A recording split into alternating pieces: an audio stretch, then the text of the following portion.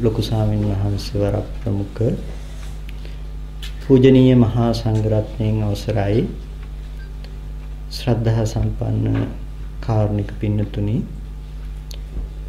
මේ හැමදෙනාම අද දවසේදී බොහෝම ශ්‍රද්ධාවෙන් බොහෝම වමනාවෙන් මේ වෙලාවේදී අපි යොදාගත් පරිදි ලෝතර බුදු පියාණන් වහන්සේ අපිට සසර දුකින් එතර වීම පිණිස දේශනා කරන්නට යෙදුණු 84000ක් ධර්මස්කන්ධයේ සූත්‍ර දේශනාවක් අරගෙන අපි ටිකක් සාකච්ඡා කළොත් හොඳයි කියලා අදහසක් තිබුණේ. ඉතින් ඒ අනුව අපි වැදගත් වෙයි කියලා හිතෙන සූත්‍රයක් කාටත් ප්‍රයෝජනෙ පිණිස පවතී කියලා හිතෙන සූත්‍රයක් තෝරගත්තා. මජ්ක්‍ධිම නිකායේ එන සබ්බාසව සූත්‍රය. ඉතින් බොහොම අහලා පුරුදු මම හිතනවා මේ පින්නතුන්ට ටිකක් කිට්ටු සූත්‍රයක්. ඒක නිසා අපිට මේ කරුණු කාරණා ටිකක් බොහොම ප්‍රයෝජනවත් වෙයි. ඉතින් බුදු පියාණන් වහන්සේ අපිට දේශනා කරන යම් දහමක් ශ්‍රවණය කරනකොට එකක් තමයි අසුතං සුනාති. අපිට සමහර විට අහපු සූත්‍රයක් වුණා අපිට නොතේරුණු නොඇහුණු කරුණු අහගන්න පුළුවන්කම ලැබෙනවා. ඒ වගේම සුතං පරියෝදපේති අහගත්ත දේ පිරිසිදු කරගන්න පුළුවන්කම තියෙනවා. වඩා වැඩි දියුණු කරගෙන පිරිසිදු කරගන්න පුළුවන්කමක් තියෙනවා. ඉතින් ඔන්න ඔය කියන ප්‍රධානම අංග දෙක අපිට ලබා ගන්න පුළුවන්කම තියෙනවා අහලා පුරුදු සූත්‍ර දේශනාවක උනා. ඉතින් ඒක නිසා බොහොම අපේ ජීවිතවලට ලං වුණු නිර්වාණගාමිනී ප්‍රතිපදාවම හකුලවල තියෙන එහෙමත් නැතිනම් ඍජුවම කතා කරන සූත්‍ර දේශනාවක් ලෙස සබ්බාසෝ සූත්‍රය හඳුන්වන්න පුළුවන්. ගොඩක් වෙලාවට අපි මාර්ගය ගැන කතා කරනවට වඩා ඵලයේ ලක්ෂණ ටික කතා කරනවා. සබ්බාසව සූත්‍රයේදී කෙලින්ම අපිට පැහැදිලි කරන්නේ මුල ඉඳලා අගට යනකම්ම මාර්ගය දුක්ඛ නිරෝධගාමිනී ප්‍රතිපදාව කියන චතුරාර්ය සත්‍ය න්‍යායෙන් ගත්තොත් දුක්ඛ නිරෝධගාමිනී ප්‍රතිපදාවේ සත්‍ය තමයි විස්තර කරන්නේ. නැතිනම් සම්මා දිට්ඨිය කියන කාරණේ තමයි මුල ඉඳලම විස්තර කරන්නේ. ඒක නිසා ඒක අපි යොදාගත්තොත් හොඳයි කියලා හිතුණා මූලික වශයෙන්ම සාකච්ඡා කරන්න. ඉතින් බොහොම වැදගත් සූත්‍රයක්. බුදුරජාණන් වහන්සේ සවැත් නුවර ජේතවනාරාමේ අනේපිඬු සිටුතුමා කරපු ආරාමේ වැඩ ඉන්නකොට භික්ෂුන් වහන්සේලාට ආමන්ත්‍රණය කළා මහණෙනි කියලා. භික්ෂුන් වහන්සේලා භාග්‍යවතුන් වහන්සේ කියලා පිළිවදන් දුන්නා. මේ වෙලාවේදී බුදුරජාණන් වහන්සේ දේශනා කරනවා සබ්බාසව සංවර පරියායන් වූ භික්ඛවේ දේසිස්සාමි. මහණෙනි මම ඔබලට මේ සබ්බාසව සංවර පරියායන් සියලුම ආශ්‍රව ධර්මයන් සංවර කරගන්න පිළිවෙල සංවර කරගන්න ක්‍රමය දේශනා කරනවා. තං සුනාත සාදුකම් මනසිකරෝත. ඒක නිසා ඒක හොඳින් අහන්න ඒ වගේම හොඳින් මෙනෙහි කරගන්න.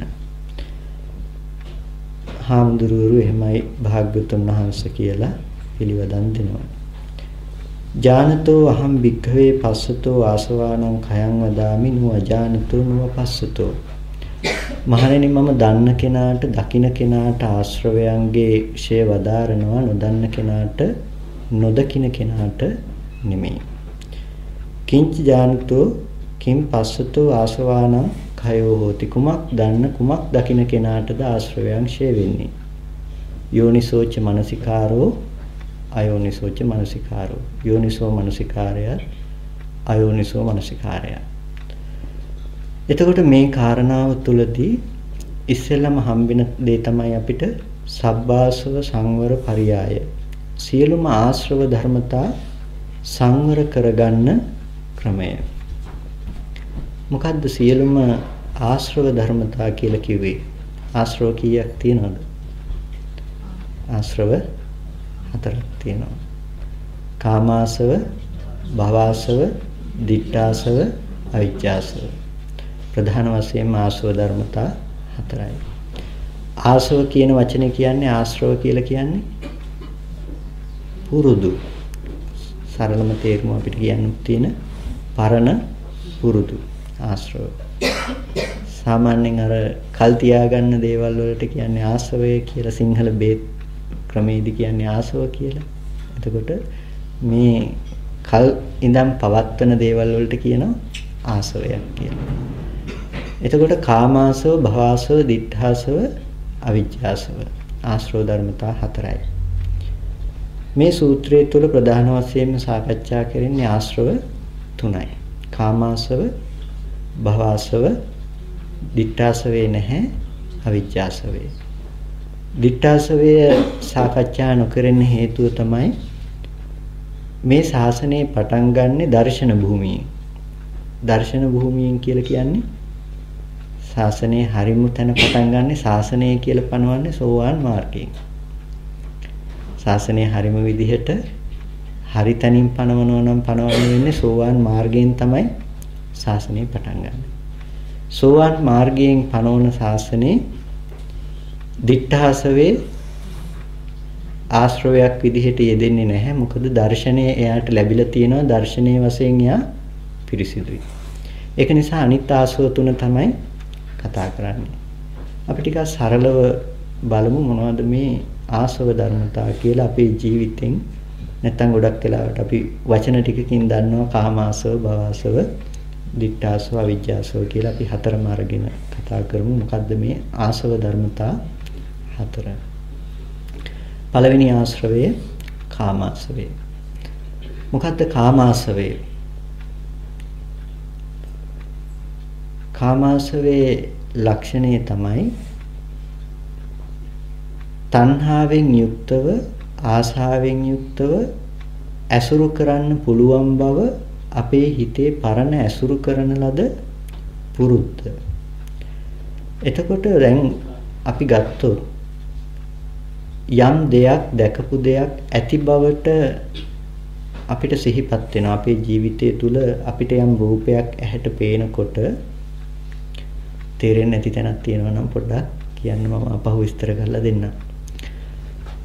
ඇහැට රූපයක් ගැටෙනකොට මේ ගැටෙන රූපය ඒ මොහොතේදී ගැටිලා, ඒ මොහොතේදී ඇහැ රූප දෙක ඇති වෙලා ඒ මොහොතේදී නිරුද්ධ වෙන ධර්මතාවයක් කියන එක අපි කලිනුත් කතා කරලා තියෙනවා. මම හිතන්නේ මෙතන ඉන්න බොහෝ පිරිසක් පොය දවසේ දේශනාවට සහ කලින් දේශනාවලට සම්බන්ධ වුණ අය. එතකොට ඇහැට රූපයක් ගැටිලා ගැටෙන මොහොතේදී අනාත්ම ධර්මතාවයක් ඇති තැනක අපේ මනසේ හදාගන්න ලක්ෂණය ගැන අපි කතා කරා. ඒ ගැන පැහැදිලිද ඔක්කොටම? ඒ ගැන පැහැදිලි. අපි ආපහු ටිකක් කතා කරගත්තු. මොකද යන්නේක මුල ඉඳලම කතා කරන එක ඔක්කොටම ප්‍රයෝජනයක් වෙයි. මොකද වැඩි වෙන්නේ නැහැ කොයිතරම් කතා කළත්. මොකද තාම අපිට අවබෝධ වෙලා නැති නිසා මේ කතා කරන දේම තමයි ඇත්තටම භාවනාවක් විදිහට ජීවිතේ යෙදෙන කාරණාව. අපි ගත්තොත් අපේ ඇස් හමුවට එනකොට අපි එදා කතා කළා වර්ණ සටහන කියන තැන අපි ටිකක් සරල කරන්න උත්සාහවත් වුණා. ඇහැට රූපයක් පේන්නේ නැහැ. පාට ටිකක් නෙමෙයි, ආලෝකයක් නැත්තම්. ආලෝකේ නැත්තම් පාට පේන්නේ නැහැ. ආලෝකයක් බාහිර වස්තුවට පතිත වෙලා ඇතිවෙන පරාවර්තන ආලෝකයේ තමයි ඇහැට පතිත වෙන්නේ.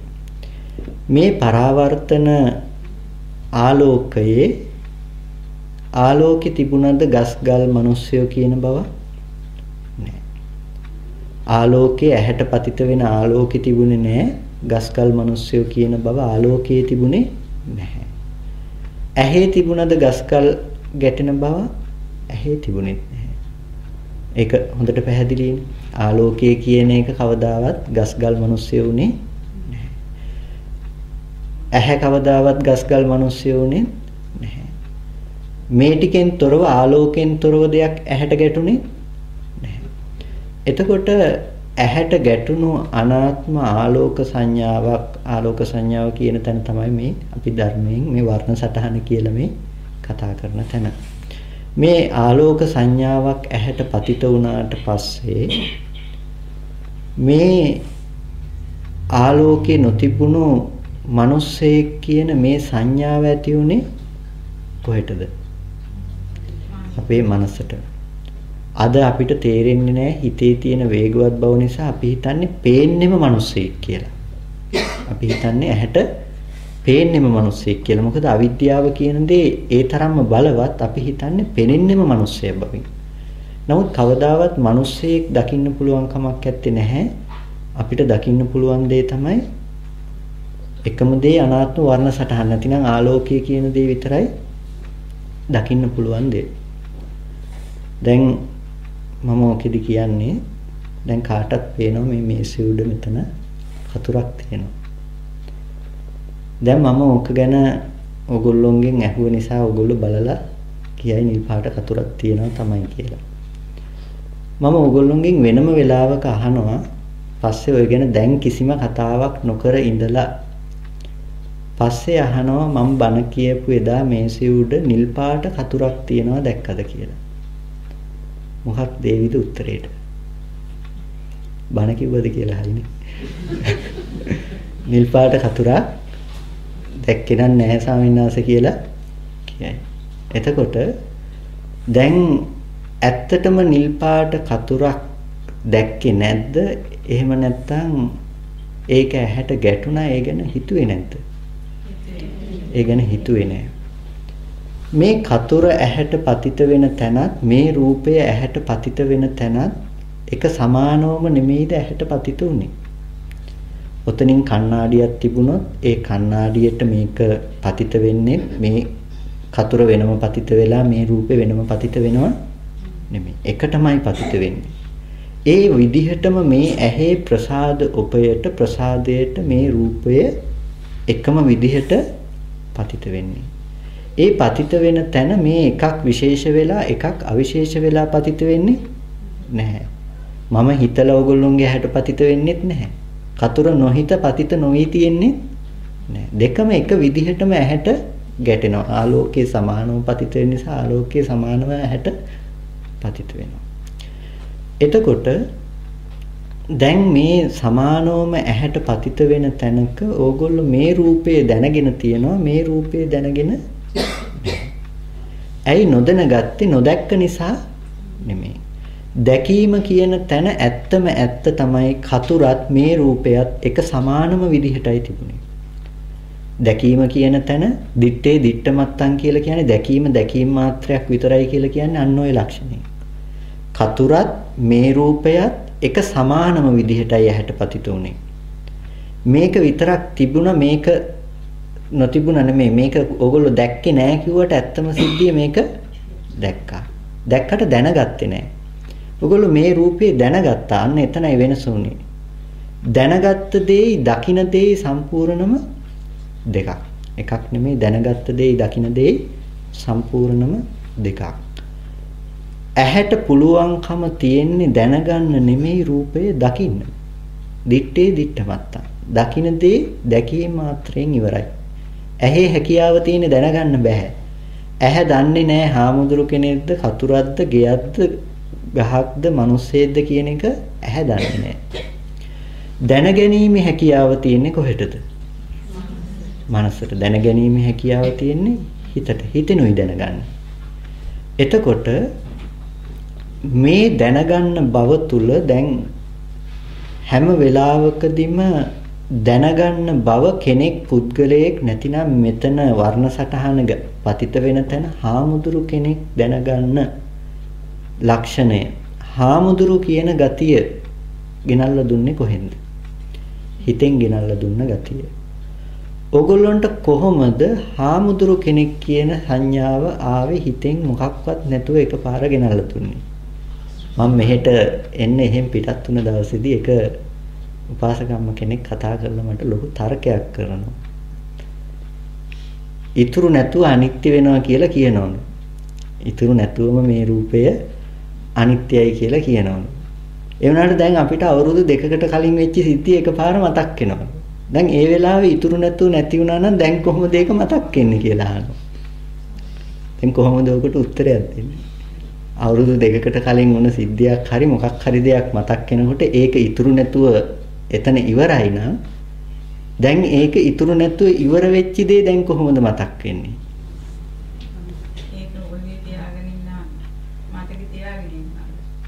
මතකේ තියාගෙන ඉන්නවා කියන තැන කොහෙද තියෙන්නේ කියන ප්‍රශ්නේ තමයි මගෙන් අහන්නේ. දැන් මේ ඇයි හිතෙන්නේ මේක? කොහෙද තියෙන්නේ? මේක රැස් වෙලා තියෙනවා කියන තැනකින් අපිට දැන් ඉතුරු නැතුව නිරුද්ධයි නම් ආයේ සිහිපත් වෙනවා කියන්නේ කොහොමද? ඉතින් සෑහෙන කරුණු පැහැදිලි කරන්න උත්සාහවත් වුණා. මම දන්නේ තේරුම් ගත්තද කියන්නේ. ඉතින් මෙතනදී අපිට ඒක තමයි හිතේ තියෙන මානසිකාර ලක්ෂණේ ස්වභාවය. නැතිනම් ආශ්‍රව ධර්මතා ටික කියන්නේ අන්න ඔය ටිකට. එයා ඒ සිද්ධිය රැස් කරගෙන නැහැ. නමුත් ආශ්‍රවයක් තියෙනවා, පරණ පුරුද්දක් තියෙනවා. කෙනෙක් පුද්ගලයෙක් දෙයක් එළියේ තියෙන බවට තියෙන මානසිකාර කරන්න පුළුවන් හැකියාව තියෙනවා. ඒ හැකියාව තියෙනකන් අවුරුද්දක් දෙකක් නෙමෙයි කල්පයක දෙකකේවත් එන්න පුළුවන්කම තියෙනවා. අවුරුද්දක් දෙකක් නෙමෙයි අවුරුද්දක් දෙක එන්න පුළුවන් මේ මනසේ හැකියාව මොලේ හැකියාවට සීමා වෙලා. මම ඔකෙදි කියන්නේ දලඹුවා සමනලයක් වෙන්න කියලා කෝෂයක් බැඳ ගන්නවා.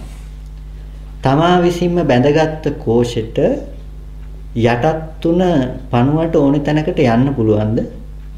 ඕන තැනකට යන්න බෑ. එයා කොටු වෙලා ඉන්නේ එයාගේ කෝෂෙට. අපේ හිතෙන්ම සකස් කරගන්න මේ රූපය මොලේ ඇතුව උපදිනව නෙමෙයිනේ අපි. හිතෙන්ම සකස් කරගන්න මේ රූපෙට අපිම කොටු වෙලා නැතිනම් මනස කොටු වෙලා මනසේ හැකියාවෙන්ම රූපය හැදෙනවා. ඊට පස්සේ රූපේ හැකියාව නැතිනම් මොලේ හැකියාවට හිතේ හැකියාව සීමා වෙලා සරලවම කියනවනේ. අද තියෙන්නේ ඒකයි. ඒකයි අපිට මේ භවයෙන් මේ මට්ටමින් එහාට දෙයක් පේන්නේ නැත්තේ. සසර ගමනක දුකක් අපිට පේන්නේ නැත්තේ. ඒකෙන් එක යහපතකුත් වෙලා තියෙනවා, එක අයහපතකුත් වෙලා තියෙනවා. ඔය ටික ඔක්කොම මතක් වෙලා ආවනම් අන්න එතකොට හිස ගිනි ගත්තෙකු එගිනි නිවන ලෙස අන්න නිවන්න බලනවා. ඔක්කොම මතක් වෙලා ආවනම්. හැබැයි ඒ ටික මතක් නොවන නිසාද ලෝකයේ ওই වැඩ ටිකත් කරගෙන ඉන්නවා. එතකොට ඇත්තටම මරණාසන්න මොහොතේදී ඕන ජීවිතයක දෙයක් සිහිපත් කරගන්න පුළුවන් කියලා කියන්නේ සිහිපත් වෙන්න පුළුවන්කම කියන්නේ මේ කයේ හැකියාවෙන් මනසේ හැකියාව නිදහස් වෙනවා. අනන්ත සසරේව පවා එන්න පුළුවන්කම තියෙනවා එතකොට. දැන් එතකොට ඒ හැම දෙයකටම හේතුව මොකද්ද? ඒ හැම දෙයකටම හේතුව කාම ආශ්‍රවය. කාම ආශ්‍රවය. කාම ආශ්‍රවයේ ලක්ෂණය තමයි කැමැති වෙන බව. අද අපිට කාමාශ්‍රවයේ යෙදෙන්නේ රූපය. කාමාශ්‍රවයේ යෙදෙන්නේ රූපය. අනාගාමී ආරයන් වහන්සේට කාමරාග පටික දෙක ඒ මට්ටමේදී දැන් සෝවාන් ආරයන් වහන්සේට කාමරාග පටික දුරු වෙන්නේ නැහැනේ දර්ශන භූමියේදී. එතකොට හැම වෙලාවකදීම කාමරාග දෙක දුරු වෙන්න නම් අනාගාමී මට්ටමෙන් රූපේ අතහැරෙන්න වෙනවා. අද අපිට රූපේ මට්ටමින් තමයි කාමරාග දෙක නියෝජනය වෙන්නේ. රූපෙන් තොර දෙයකට කැමති කවුද? රූපයෙන් තොර වෙනත් දෙයකට කැමති? රූපේටමයි කැමති. ඇත්තම යථාර්ථයේ රූපෙට කැමතිද වේදනාවට කැමතිද? වේදනාවට කැමතියි. වේදනාව හොයන්නේ වේදනාව දකින්නේ කොහෙන්ද? රූපයෙන්. වේදනාවේ ලක්ෂණේ වේදනාව හම්බෙන්නේ රූපයෙන්. ඒක නිසා රූපය ඇති බවට හදාගෙන රූපය විඳින්න හදන ගතියට කියනවා කාම ආශ්‍රවේ නැතිනම් කැමති වෙන මේ ලක්ෂණය. හැම වෙලාවකදීම රූපයේ යෙදෙන්නේ. අපිට පුළුවන්කම තියෙනවා නම් දැන් ඇති බවට හම්බෙන ගතියක් තුල අපිට කැමැති දේවල් ලෝකේ හම්බෙනවා නම් මේ කැමැති බවට කියනවා කාමාශ්‍රවය කියලා. අපි හැම වෙලෙම ජීවත් වෙන්නේ කාම ආශ්‍රවයේ තුල. අකමැති රූපයක් ඇස් හමුවට එනකොට ඒ රූපය අකමැති වෙන්නේ කැමැති රූපයක් තියෙන නිසා. කැමැති දේ පිරිසිදු බව තියෙන නිසා අපිරිසිදු බවත් එක්ක ගැටෙනවා. ඒක විතර නම් තියෙන්නේ අපිට. පිරිසිදු බව නැත්තම් ඉන්න වෙන්නේ ඒකෙම තමයි. ඒක භූමිය වෙලා. ඒකට වෙනසක් නැහැ. තේරෙනවද කියන කාරණේ? එතකොට මේ කැමැත්ත හැම වෙලෙම ඇති වෙලා තියෙනවා ඇති බව මත. පිහිටා සිටින බව මත. ඒ පිහිටා සිටින බව මට්ටමට ඇති කරා කිව්වා කාමාශ්‍රවේ කියලා. කාම ආශ්‍රවේ කාම පුරුද්ද. අපි පුරුද්දක් වශයෙන් අපේ තියෙනවා ගතියක් විදිහට පරණ පුරුද්දක් විදිහට රූපයෙන් සැප විඳින්න පුළුවන්. සද්දයෙන් ගන්ධයෙන් රසයෙන් ස්පර්ශයෙන් සැප විඳින්න පුළුවන් කියලා. ඒකයි ඉක්මනටම අපි වෙනස් වෙලා ඉක්මනට බලන්නේ රූපේ පැත්තෙන් සැපයක් බලන්න. හොඳ රූපයක් බලලා සතුටු වෙන්න බලන්නේ. හොඳ සද්දයක් අහලා සතුටු වෙන්න බලන්නේ. අපේ මානසිකාරයේම අපේ දැක්මම තියෙන්නේ පුරුද්දක් විදිහට රූප ශබ්ද ගන්ධ රස ස්පර්ශ ටිකේ තමයි සැප තියෙන්නේ කියලා. ඒ මට්ටමින් සැප හොයන මට්ටමක තමයි නිරන්තරයෙන්ම ජීවත් වෙන්නේ. ඒකයි වටපිට බලන මොහොතකදී පවා කාමාශවයට පින් සිද්ධ වෙන්න අපි වටපිට බලන්නේ. මේ පැත්ත බලාගෙන ඉඳලා මේ පැත්ත බලනවා. මේ පැත්ත බලලා ඇති දැන් මේ පැත්ත බලන්න ඕනේ. ඇයි මේ පැත්ත බලන්නේ නැති? කැමැත්ත. එතකොට කැමැත්ත කියන ගතිය මේ පැත්ත බලලා මේ පැත්ත බලන බව අපිට කැමැත්ත එහෙ තියනවා කියන ගතිය ගෙනාවේ කොහෙන්ද? එහෙ සැප තියනවා කියන ගතිය ගෙනාවේ ආශ්‍රවයේ නිසා. අර ගස් යනවනේ සමහර වෙලාවට ගස්වල මුල් සෑහෙන දුරක් වතුර හොයාගෙන පොළොව යටට සමහර විට අඩි 50කට 60කට වැඩි යට යනවා වතුර හොයාගෙන. එතකොට වතුර තියෙන බව ඒකට ජීවිතේන්ද්‍රියට නැතිනම් රූප ජීවිතේන්ද්‍රිය නිසා ඒකට ඒ මට්ටමින් වතුර හොයාගෙන යනවා.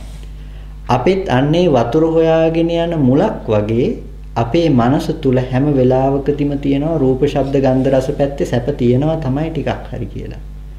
ඒ තියෙනවා කියලා ඇති බවට රැස් කරගෙන ඉන්න ගතිය නිසා තමයි හැම වෙලාවකදීම මේ පැත්තට පනින්න බලන්නේ.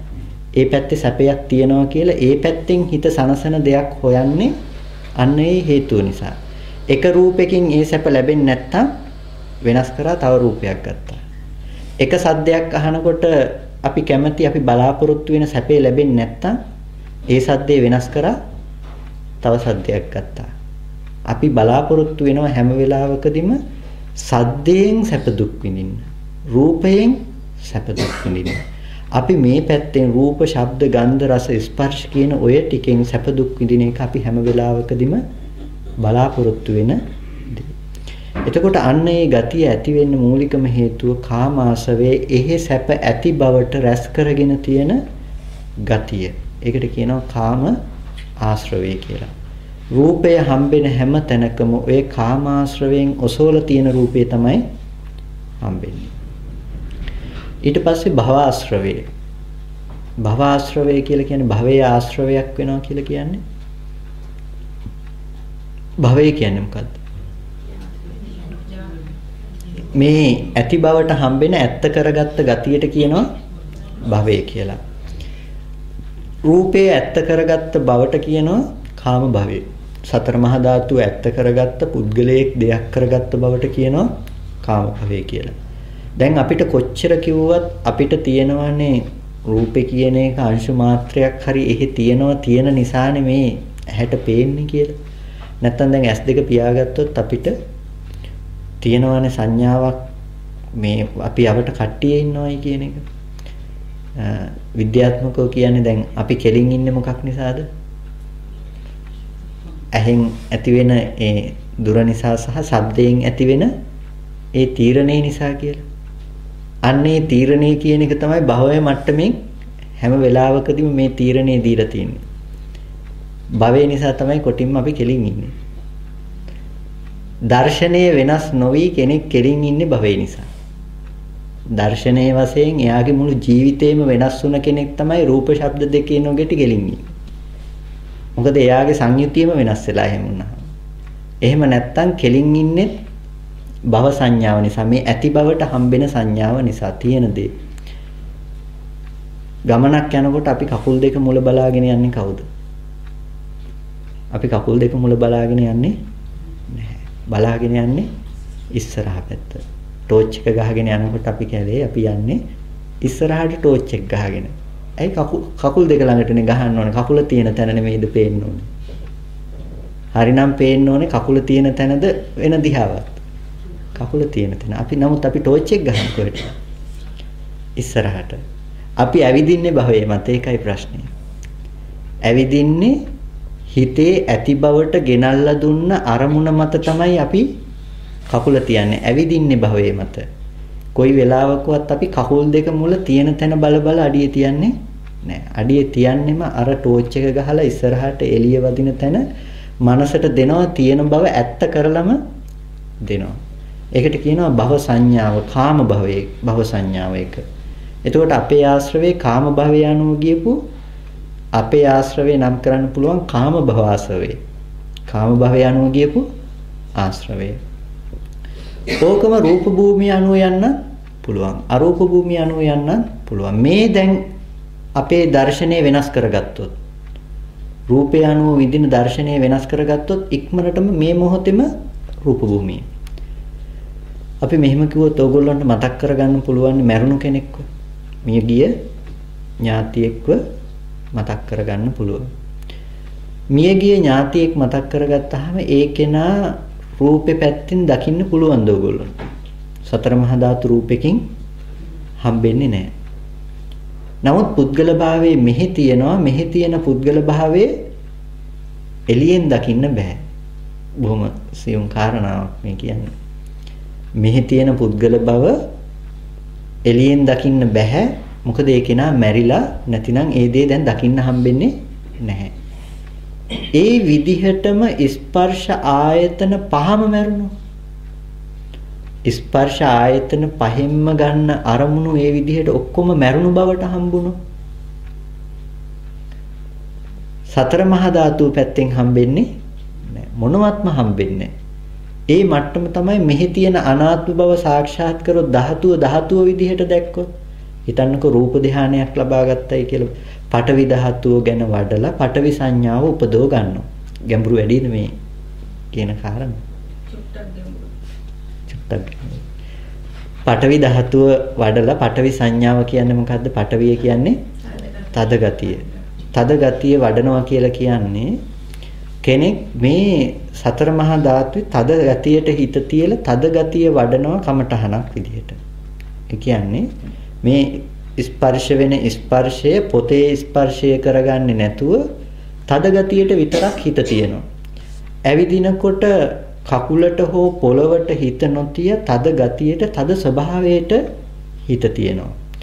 එතකොට හුලම් පාරක් ඇඟේ හැප්පුණොත් හුලඟට හෝ අතපයට ඇඟට හිත නොතිය මේ තද ගතියම හැම වෙලාවකදීම හිත තියෙනවා. තද ගතියම අරමුණු කරනවා.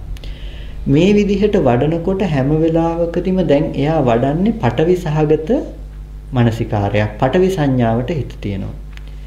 එක්වූම පඨවි සංඥාවට හිත තියෙන මෙයාට එක්වූම පඨවි සංඥාවම එළඹ සිටිනවා. පඨවි සංඥාව එළඹ සිටින බවේ ලක්ෂණය තමයි දැන් පඨවියේ ගෙවල් තියනවාද? කාගේවත් අතට ගෙවල් අහුවෙන්නේ නැහනේ. තද ගතියක් අහුවෙන්නේ. කාගේවත් අතට පොත් අහුවෙන්නේ නැහැ. තද ගතියක් අහුවෙන්නේ.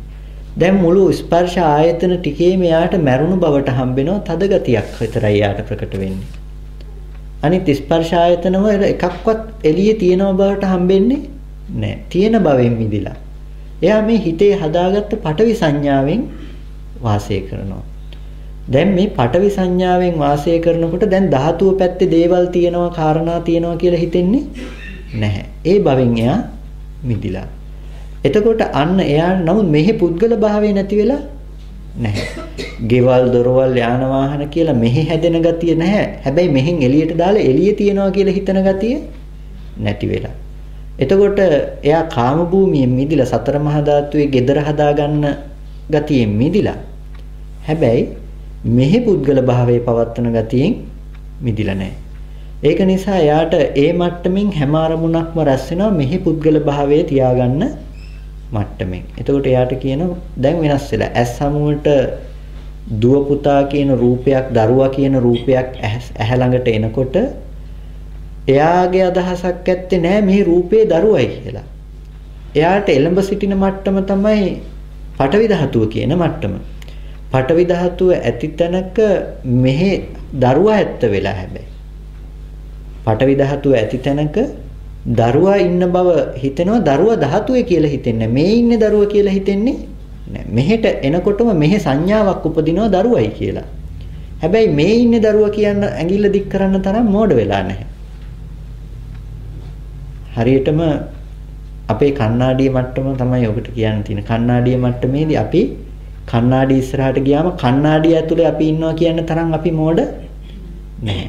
අපි හැබැයි රැවටෙනවා කණ්ණාඩියේ ඇත්තේ නැහැ. නමුත් මෙතන ඉන්නවා. මේ පැත්තේ කණ්ණාඩිය ඉස්සරහා ඉන්නවා. කණ්ණාඩිය ඇතුලේ නැහැ. එතකොට මේකත් සතර මහා ධාතුව නිසායි කාම භවය වෙන්නේ. ඒ වගේම එයා මනස ඇතුළේ මේ තමන් කියලා අපි කණ්ණාඩි ඉස්සරහා හිටගත්ත කෙනා දකින්නකො මනස විදිහට. අපි කණ්ණාඩි ඉස්සරහා ඉන්නවා නම් අපිව දකින්නකො මනස විදිහට. කණ්ණාඩිය ඇතුළේ ඉන්න කෙනා දකින්නකො මේ ඇස් සමුවට වෙන මේ සතර මහා ධාතු රූපේ විදිහට. මේ සතර මහා ධාතු රූපය එයා දකින්නේ නැහැ කෙනෙක් පුද්ගලයෙක් විදිහට. අර කණ්ණාඩිය ඇතුළේ අපි මනස එයා දකින්නේ නැහැ කෙනෙක් ඉන්නවා කියලා. එයා දකිනවා මෙහි ඉන්නවා කියලා. ඒ කියන්නේ මනස දකිනවා සතර මහා ධාතු රූපේ එහෙ දැක්කට මෙහි පුද්ගල භාවය ඇත්ත වෙලා. හැබැයි අර කණ්ණාඩිය ඇතුලේ කෙනෙක් ඉන්නවා කියලා ඇඟිල්ල දික් කරන කෙලෙසි එයාට නැහැ. එයාට කියන රූප භූමිය. මෙහි පුද්ගල භාවයේ තුරු වෙලා නැහැ. රූප භවයේ එයා තාම ජීවත් වෙනවා. ඒ මට්ටමින් මිදිලා නැහැ. ඒක නිසා එයාට භවආසවේ ඒ මට්ටමින් එළඹ සිටිනවා. එයාට දැන් මෙහි පුද්ගල භාවයේ ස්ථාවර වෙන්නේ හැම වෙලාවකදීම භවආසවේ නිසා. ඊට පස්සේ දිඨාසවේ. දිට්ඨිය ආශ්‍රවයක් වෙනවා. අරූප භූමියත් එහෙමයි. අරූප භූමිය කිව්වේ නෑනේ. එතකොට දැන් අසකනාසය දිව ශරීරයට කැපෙන දැන් සුවඳක් එනවා කියන්නේ. එතකොට රෝස මලක සුවඳක් එනවා. එතකොට එහෙම කෙනා එකපාරටම රෝස මලක් කියලා දැනගත්තට ඒක පඨවි ධාතුව කියලා හිතන්නේ. හැම වෙලාවකදීම එයාට ධාතුවේ රෝස මලක් හම්බෙන්නේ නැහැ. රෝස මලක් හම්බෙන්නේ නැහැ ධාතුව පැත්තෙන්. ධාතුව පැත්තේ රෝස මලක් කියලා අල්ලන්නේ එයාට හැම වෙලාවකදීම මෙහෙ හදාගත්ත මල විතරක් මල කියන සංඥාව ඇති වෙනවා. ඒ සංඥාව එළියේ තියනවා කියන තරම් මොඩ වෙන්නේ නැහැ. එතකොට එයා අතට ආහු වෙන කයට ස්පර්ශ වෙන තැනින් පටවි ධාතුව ප්‍රකට කරගන්නවා. මලේ පටවිය කියලා මල ඇත්ත කරගෙන පටවිය අරමුණු කරන්න යන්නේ නැහැ. හැබැයි මනසේ තියෙනවා රෝස මල කියලා. මනසේ මේ පැත්තේ තියෙනවා රෝස මල කියලා රෝස මල මෙහෙ පතිත කරන්නේ නැහැ හැබැයි. මෙහෙ වර්ණ සටහන ගැටිලා මෙහෙ එනකොට රෝස මල කියන සංඥාව ඇති වෙනවා. හැබැයි මේ තියෙන්නේ රෝස මල කියලා ධාතුව පැත්තේ නැවත දකින්න ගතිය ඇත්තේ නැහැ. ඒක නැති වෙලා. ඒකයි මරුණු බවට ගිහිල්ලා කියලා කිව්වේ. දැන් ධාතුව පැත්තේ දකින්න නැහැ ඉතින්. ඒකයි හරියට අපි මිය ගියපු ඥාතිවරේ සිහිපත් කරනකොට ධාතුව පැත්තේ දැන් අපිට ජීවමානව එයා දකින්න නැති නෑ වගේ ඒ හා සමාන මට්ටම සියලුම රූප ගැන. ආයතන පහේ සියලුම රූප ගැන. එතකොට ආයේ ඒක ධාතුව පැත්තේ හම්බෙන්නේ නැහැ. එළඹ සිටි මට්ටමකට එයාට ඒක ගිහිල්ලා තියෙනවා. ඒ වුණාට මම ඉන්නවා. දැන් ඒ විදිහට පුද්ගල භාවය ඇති කරගන්න රෝසමල දැනගන්න මෙහි හැම වෙලාවකදීම ඉන්න කෙනෙක් ඉන්නවා. අපි හිතමු අරූප ධ්‍යාන ලබා ගත්ත කෙනෙක් කියලා. භව කාම භව තියෙනවා, රූප භව අරූප භවයක් තියෙනවා.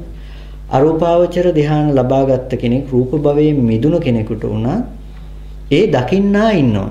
අපි කියමු කෙනෙක් අපි නේව සංඥා නා සංඥා තලයේ හෝ අකින්චඤ්ඤායතනෙ ගමු කොතෙන්ටන කෙනෙක් උපරිම වශයෙන් උත්සාහ කරන තැන තියෙන්නේ. ඒ කියන්නේ කිසිවක්ම නැහැ කියලා ශුන්්‍යතාවයක් අරමුණු කරන්න දකින්න කෙනෙක් කියමුකෝ අපි. අපි එදා කතා කරා වගේ ශුන්්‍යතාවයේ දකින්න. දැන් හිස් බව තේරෙන්නේ කාටද? ශුන්‍යයි කියලා දැනගන්නේ කවුද? මම. ශුන්‍යයි කියලා දැනගන්නේ මම. ශුන්‍ය බව දකින්න ඉන්නවා. දැන් හිස් බව දකින්න ශුන්‍ය බව දකින්න ඉන්නවා. එතකොට ඒ දකින්න කියන තැන ඇත්ත පේන්නේ නැහැ. ඒ දකින්න ඇත්ත වෙලා. ශුන්‍යතාවයේ දකින්න ඇත්ත වෙලා. එයාට හැම වෙලාවකදීම දැන් එයාගේ භවයේ සියලුම අරමුණක් එනකොටම ශුන්‍ය බව එළඹ සිටිනවා. හැබැයි ශුන්‍යතාවයේ දකින්න ඇත්ත වෙලා. ශුන්‍යයි කියන එකම යාට භවය සකස් කරලා දීලා තියෙනවා. හැම වෙලාවකදීම කාම භවයේද ලක්ෂණය, රූප භවයේද, අරූප භවයේද ලක්ෂණය එකයි. මොකක්ද එකම ලක්ෂණය?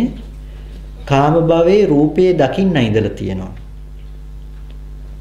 රූප භවයේ මෙහි පුද්ගල භාවය ඇති කරගන්න කෙනා ඉඳලා තියෙනවා. අරූප භවයේ ශුන්‍යතාවයේ දකින්න ඉඳලා තියෙනවා.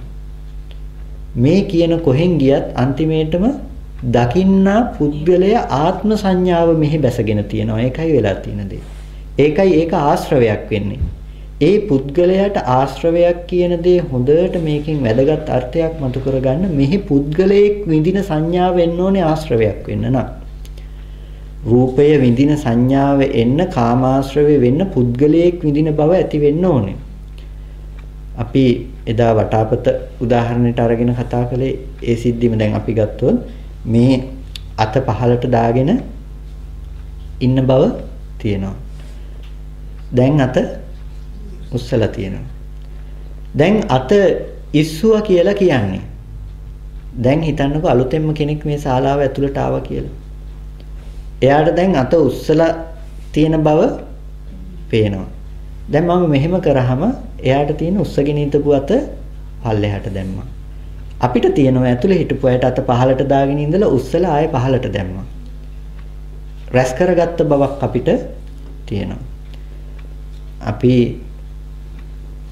අද දවල් අපි කතා කරා එක මහත්මයෙක් එක්ක සචි මහත්මයාලා කතා කරපු වෙලාවේදී දැන් එකම පුද්ගල රූපයක් ඇස් හමුවට එනකොට ඒ පුද්ගල රූපය අපි ගමු නිහාල් මහත්ම දැන් අපේ ඇස් හමුවට එනකොට මේ නිහාල් මහත්මයා කියන රූපය ඇස් හමුවට එනකොට මට අවුරුදු 4ක 5ක කලින් ඉඳලා තිබුණ ආශ්‍රව ටික මේ විදිහට කරපු මේ විදිහට කටයුතු කරන මහත්මිය.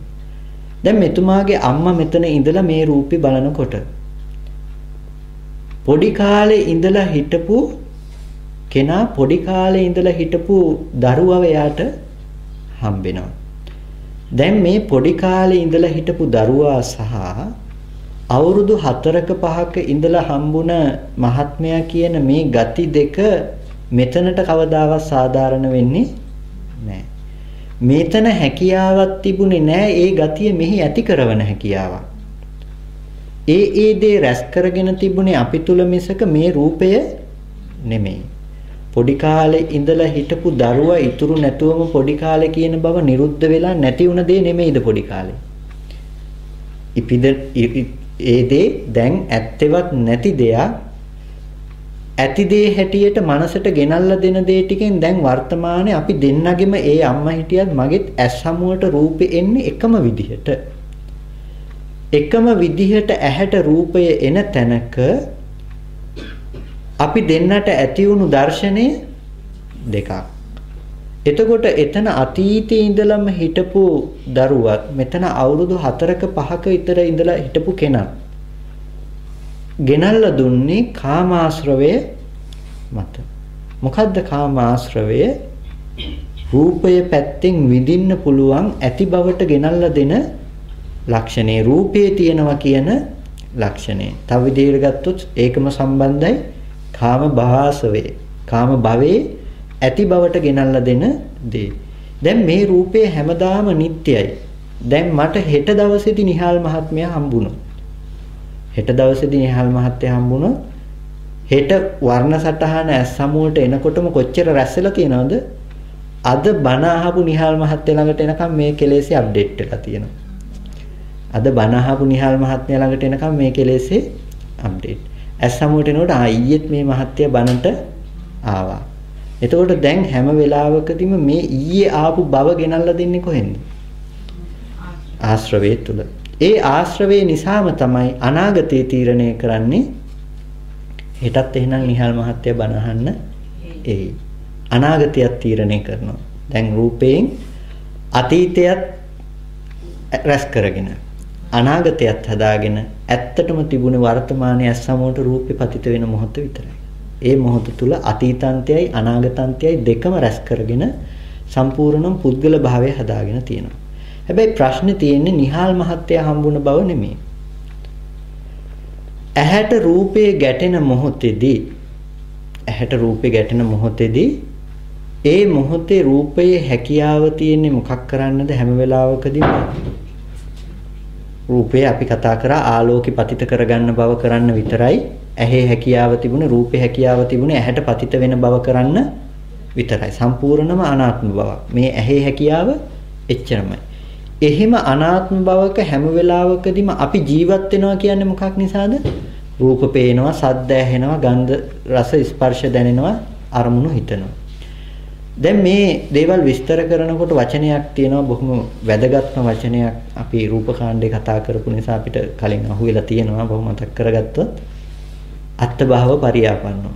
මම හිතනවා රූපකාණ්ඩේ අපව අලුතෙන්ම මට කරන්න පුළුවන් නේ කියලා. අත්ථභාව පරියාපන්නෝ. ආත්ම භාවයේ අනුව ගියපු දෙයක් කියලා වචනයක් අපි කතා කළා. මොකද්ද අත්ථභාව පරියාපන්නෝ කියලා කිව්වේ? ආත්ම භාවයේ අනුව ගියා කිව්වේ ඇහැ කියන එක පුද්ගල භාවයේ අනුව ගියපු දෙයක්. මේ ඇහෙන්තොර පුද්ගලයෙක්, පුද්ගලයාගෙන්තොර ඇහැක් දකින්න එපා. මේ වෙලාවේදී රූපේ ගැටෙනකොට ඇහැ තමයි පුද්ගලයා. රූපේ පෙනෙන බව ඇහැ ඇතිකල්ලිමයි මේ රූපේ පෙනෙන බව සිද්ධ වුනේ. ඒ වගේම රූපේ තියෙන්නේ ඇහැ ඇතිකල්ලි, ඇහැ තියෙන්නේ රූපේ ඇතිකල්ලි. අපිට හිතෙනවනේ නිකන් නෑ රූපේ එළියේ තියෙනවා, තියෙන රූපයි මේ ඇහැට ගැටෙන්නේ කියලා. තියෙන රූප ඇහැට ගැටෙනවා කියලා රූප තියෙන බව දැනගන්නේ කොහොමද? මනසින් ගෙනල්ලා දෙන සංඥාවක් විතරක් නෙමෙයිද?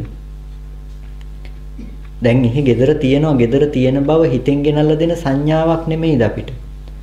සංඥාව විතරයි ඒක. අපිට දකින්න පුළුවන් කමක් නැත්තේ නෑ. ඒ වගේ මේ රූප තියෙන බව අපිට හිතෙන් ගෙනල්ලා දෙන සංඥාව විතරයි. මේ මොහොතේ හැකියාව තියෙන, මේ මොහොතේ ඇහැට පතිත වෙන දේ කරන්න විතරයි රූපෙට.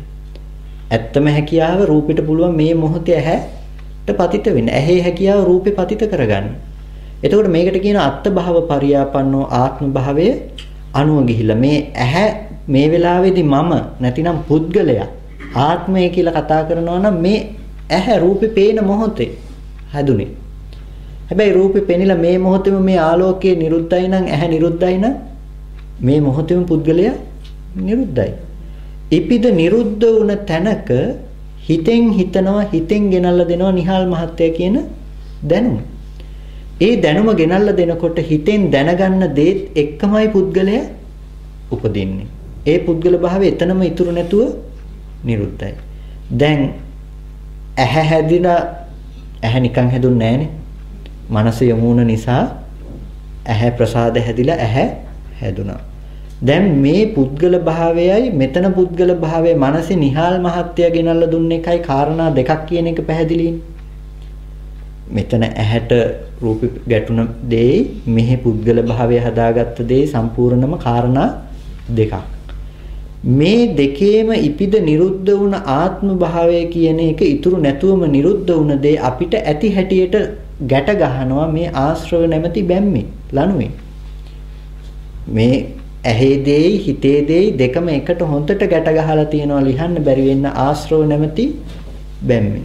දැන් අපිට පුළුවන් මේ බැම්මේ ශක්තිමත් බව නිසා ඇහෙන් දැකපු දේ දැනගන්න පුළුවන් මට. ඇහෙන් දැකපු රූපේ මම දැනගන්නවා නිහාල් මහත්මයා කියලා. ඒ වගේම නිහාල් මහත්තයා එළියේ ඉන්නවා කියලාම මම හිතනවා. දැන් මේ හිතන කම හැම වෙලාවකදීම දුන්නේ ආශ්‍රව නැමැති මේ බැම්මේ තද බව මතයි නිහාල් මහත්මයා මට එළියේ දකින්න පුළුවන් මට්ටම හදලා දුන්නේ. දැන් එතකොට මේ ආශ්‍රවවල තියෙන ශක්තිමත් බව මත තමයි හැම වෙලාවකදී මේක දින්නේ. මේක සින්දොත් කවදාවත් නිහාල් මහත්තයා එළියේ දකින්න හම්බෙන්නේ නැහැ. හැම වෙලාවකදීම ඇහැට පුළුවන්කම තියෙන රූපේ පතිත කරගන්න පුළුවන් මොහොත විතරයි කියලා ඔය අත්ථභාව පරියාපන්න කියන වචනේ අර්ථය ළඟට එනවා. එතන පුද්ගල භාවය එතනම ඉපිද නිරුද්ධයි, මෙතන පුද්ගල භාවය මෙතනම ඉපිද නිරුද්ධයි. මේ විදිහට ගන්නකො ඉටිපන්දම් දෙකක් තියෙනවා. එක ඉටිපන්දම පත්තු කරලා තියෙනවා. අනිත් ඉටිපන්දමේ මේ ඉටිපන්දම දල්වලා තියෙනවා. මේ ගින්දර මේකට ආවද? මේ ඉටිපන්දමේ ගින්දර මේකට ආවේ නැහැ. මේකෙන් තොරව හැදුනද? මේකෙන් තොරව හැදුනේ නැහැ. මේ හේතු ටික ඇතිකල්ලි මෙතන ගින්දර මෙතන අලුතෙන් හැදුනා. මේ ගින්දර මේකත් නෙමෙයි, මේ ගින්දර මේකත් නෙමෙයි. වෙන් වෙන්ව පැවතුණු ගින්දර ටිකක්. දැන් මේක නිවුණට පස්සේ අපි කියනවා නම් මේ තියෙන්නේ අර ගින්දරයි කියලා. පළවෙනි ඊටිපන්දම නිවුණාම අපි කියනවා නම් දෙවෙනි ඊටිපන්දමට මේ තියෙන අර ගින්දරයි කියලා අපි හරිද? නෑ. ඇහැට රූපේ ගැටෙන මොහොත වගේ දකින්නට එක ගින්දරක් එක ඊටිපන්දමක් අත්භව පරියාපන්නෝ. ඒක තමයි ආත්ම භාවයේ අනුව ගියපු දෙය. ඒක නිවුණා කියන්නේ ඒක ඉතුරු නැතුවම නිරුද්ධයි. හැබැයි එතන ලක්ෂණ ටික ආරම්භය අත්භව පරියාපන්න වුණ තව සිද්ධියක් මනස පැත්තෙන් ඇති කරලා හිත පැත්තෙන් ගෙනල්ලා දීලා. ඒකත් ඉපිද නිරුද්ධ වෙනවා. මේ දෙක එකට ගැට ගහලා තියෙන්නේ මේ දෙක එක ගින්දරක් විදිහට අපිට පෙන්නලා තියෙන්නේ මොකෙන්ද? ආශ්‍රව නැමැති මේ බැම්මෙන්.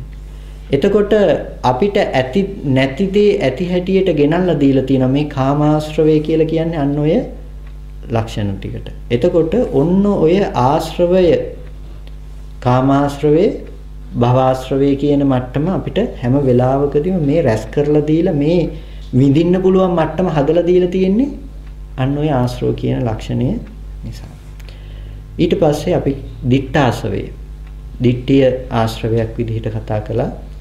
දිට්ඨිය කියන එක ආශ්‍රවයක් විදිහට කතා කරනකොට ලොකු මාතෘකාවක් හැබැයි. දිට්ඨාශ්‍රවය කතා කරන්න ගියොත් අපිට කතා කරන්න වෙන්නේ සංයෝජනවල මුල් සංයෝජන 3. දිට්ඨිය අනුව ගියපු සංයෝජන 3 ලක්ෂණ ටිකෙන්. සක්කාය දිට්ඨිය, විචිකිච්ඡාව, සීලබ්බත පරාමාසය කියන 3. කතා කරනවද උඩින් පැනලා යනවද? කතා කරනවා. පොඩ්ඩක් කතා කරමු. එතකොට සක්කාය දිට්ඨිය මොකද සූත්‍රයේ දිගටම සාකච්ඡා වෙන්න වෙනවා. දැන් ඔය ඔක්කොම අර්ථ ටික අපිට කතා වෙලා යනවා නම් දිට්ඨාසවය කියන්නේ මේකයි. මේ දර්ශනයටපත් වෙනකොට මේ ආශ්‍රව ටික තමයි අතහැරෙන්නේ. කොටින්ම කට්ටියටම ප්‍රිය විෂයක් ඉදිරිය කියනවා මේ කියන්නේ සෝවාන් වෙනකොට වෙන දේ. ඒ කියන්නේ මේ සෝවාන් වෙනකොට මොකද්ද වෙන්නේ කියන එකයි කියන්නේ. සක්කාය දිට්ඨිය පළවෙනිම දේ. සංයෝජනවල දස සංයෝජනවල දෙකට බෙදනවා. දිට්ඨිත් වෙන සංයෝජනත් වෙන ධර්මතා තියෙනවා. දිට්ඨි නොවන සංයෝජන වන ධර්මතා තියෙනවා. සක්කාය දිට්ඨි, විචිකිච්ඡා, සීලබ්බත පරාමාස, කාමරාග, පටිඝ, රූපරාග, අරූපරාග, මාන උද්දච්ච, අවිජ්ජා. මේ දස සංයෝජනවල සක්කාය දිට්ඨි, විචිකිච්ඡා, සීලබ්බත පරාමාස කියන මේ තුන සංයෝජනත් වෙන දිට්ඨිත් වෙන ධර්මතා. දිට්ඨිය දර්ශනය. එතකොට දැන් දිට්ඨි ආශ්‍රවේ දුවන්නේ අන්න ඔය රෝධ තුනේ. සක්කාය දිට්ඨි, විචිකිච්ඡා, සීලබ්බත පරාමාස. සක්කාය දිට්ඨිය කියලා කියන්නේ අපි දන්නවා මමත්වේ මම මාගේ යන හිම. එතකොට සෝවාන් මම මෙහෙම අහුවොත් දැන් ප්‍රශ්නයක්. මොක ගොඩක් වෙලාවට මගෙන් අහන ප්‍රශ්නයක්. සෝවාන් ආර්යයන් වහන්සේට සක්කාය දිට්ඨිය තියෙනවද නැද්ද? නැහැ. එතකොට සෝවාන් ආර්යයන් වහන්සේට මම මගේ කියලා හිතෙන්නේ නැද්ද? හිතෙනවා. එතකොට සක්කාය දිට්ඨිය නැහැ කියලා කියන්නේ කොහොමද? මම මාගේ කියන පැවැත්ම නම් ඒ වුණාට ඒක රූපයක් සක්කාය හිතන්න පුළුවන්. මම කිව්වා. සක්කාය දිට්ඨියේ තියෙන ලක්ෂණය තමයි අපි දැනගන්න ඕනේ සක්කාය සහ සක්කාය දිට්ඨිය. මේ දේවල් කතා කරන්නේ මේ දේවල් අනිවාර්යෙන් මේ ටික සම්පූර්ණයෙන්ම ඉගෙනගෙන නිවන් දකින්න ඕනේ කියලා දෙයකින් නෙමෙයි. මේ දේ කතා කරන්නේ මූලිකම දේ ඉස්සෙල්ලා මතක් කරන්න ඕනේ. මේ දේ තුල අපිට අපේ මාර්ගය තමයි ප්‍රකට වෙන්න අවශ්‍ය දේ. දැන් මේ කෝපය ගැන මට පුළුවන් මේ පැත්තේ තියෙන කාරණා ටික ඔයගොල්ලන්ට කරුණු ඉදිරිපත් කරන්න පුළුවන්. එතකොට තව කෙනෙක් මේ පැත්තෙන් හිටියොත් එයාට පුළුවන් මේ පැත්තෙන් පේන ටික ගැන කතා කරන්න. මේ පැත්තෙන් කෙනෙක් හිටියොත් එයාට පුළුවන් මේ පැත්තෙන් පේන ටික. එහා පැත්තෙන් කෙනෙක් හිටියොත් එහා පැත්තෙන් පේන දේ ගැන කතා කරන්න පුළුවන්. දැන් අපි කෝපෙන් තොර දෙයක් ගැන කතා කරලා තියෙනවා. අපි 4 දිනක් කෝපෙන් පිට දෙයක් ගැන කතා කරලා නැහැ. නමුත් කතා කරලා තියෙන එකම කෝපේ. නමුත් අපිට මට සාධාරණ මේ පැත්ත විතරයි. ඔයගොල්ලෝ ওই පැත්තේ නම් මොන විස්තරය කිව්වත් මට සාධාරණ මේ පැත්ත විතරයි.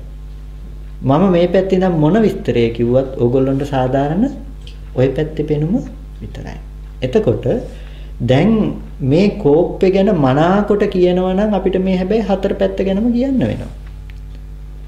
ඒකෙන් කියන්නේ කෝප්පේ දකින්න මේ හතර පැත්තම දැනගෙන ඉන්න ඕනේ කියලා. නමුත් කෝප්පේ ගැන මනාකොට පහසුවෙන්ම දැනගන්න නම් අපිට පුළුවන් මේ හතර පැත්තෙම විස්තර ටික දැන ගැනීම තුල. එතකොට ඒ වගේ මේ ධර්මයේ කතා කරනකොට මේ දර්ශනයක් කතා කරන්නේ අපි. ඒ දර්ශනයේ කතා කරනකොට විශේෂම දේ මේ ජීවිතය තුළ යෙදෙන දේවලුත් එක්ක කාරණා විදිහට ඉදිරිපත් කරන්නේ නැතුව මාතෘකා විදිහට අරගෙන දෙන්නේ නැතුව මේ දර්ශනයක් විදිහට කියලා දෙන්න උත්සාහවත් වෙන්නේ මේක ජීවිතයේ යෙදෙන්න අවශ්‍ය නිසා. ආශ්‍රව කියලා කියන්නේ ආශ්‍රව කියන වචන ටිකෙන් විතරක් සීමා නොවි ආශ්‍රව ටික විස්තර කරන්නේ ඇත්තටම මේ අපේ හිතේ යෙදෙන ගති ටිකක් නේද කියලා පෙන්වන්න අවශ්‍ය නිසා. ඔය ඔක්කොම මතක තියාගත යුතු කියලා බලෙන් හිතට ඔබන්න හදන්න එපා. එහෙම වුණොත් වැඩි දුරක් යන්න හම්බෙන්නේ නැහැ. ඒක නිසා හිතන්න මේ කියන කාරණාවත් එක්ක ඔළුව අරගෙන යන්න අපේ මනස තියෙන ලක්ෂණ ටික මේ කොටින්ම තේරුම් ගන්න ඕනේ. මේ අවිද්‍යාවේ ලක්ෂණය මේකයි. ඊට පස්සේ මේ අවිද්‍යාව දුරු වෙන්න නම් මේ දේ කළ යුත්තේ කියන එකයි මේ කතා කරන්න යන්නේ. ඒක නිසා අන්න ඒ ලක්ෂණ ටිකට මනස මෙහෙවන්න. එහෙම නැත්නම් අපේ ඔළුව වෙනත් පැත්තකට යනවා. එතකොට අපි සක්කාය දිට්ඨිය කියලා කතා කරා. සක්කාය දිට්ඨිය කියනකොට සක්කාය එකක්, සක්කාය දිට්ඨිය නැත්නම් දිට්ඨියේ තවත් එකක්. සක්කාය කියලා කියනවා පංච උපාදානස්කන්ධයට. පංච උපාදානස්කන්ධේ කවුරුද දන්නවන්නේ දේවචනේ. පංච උපාදානස්කන්ධයට කියනවා සක්කාය කියලා. කොටින්ම කියනවා නම් මේ රූපේ තියෙනවා කියලා ඇති බවට හම්බෙන ගතිය සක්කාය ධර්මය. සක්කාය ධර්මය එහාට ගියපු සක්කාය දිට්ඨියේ ලක්ෂණය තමයි මෙතන ඉන්නව පුද්ගලයෙක් කියන සංඥාව. පුද්ගලයෙක් කියන එකේ දැන් නිහාල් මහත්මා වන ආත්මයේ මෙතන පුද්ගලයා මෙතන බැසගෙන සිටිනවා. අන්න ඒක සක්කාය දිට්ඨිය. සක්කාය ආරම්භය ආත්ම දිට්ඨිය පතිත වුණා. ඕගොල්ලන්ට හිතෙනවා නම් තව කෙනෙක් ඉස්සරහා ඉන්නවා තව මේ පුද්ගලයෙක් ඉන්නේ කියලා කියනවා නම් ඕගොල්ලෝ ඒ පුද්ගලයාගේ වේදනා සංඥා සංකාර විඥාන කියන නාම ධර්මතා ටික විඳිනවද කවුරු? නැත්නම් එයාගේ මනස විඳිනවද කොටින්ම අහනවනම්? එයාගේ මනස දැනෙන්නේ නැහැ.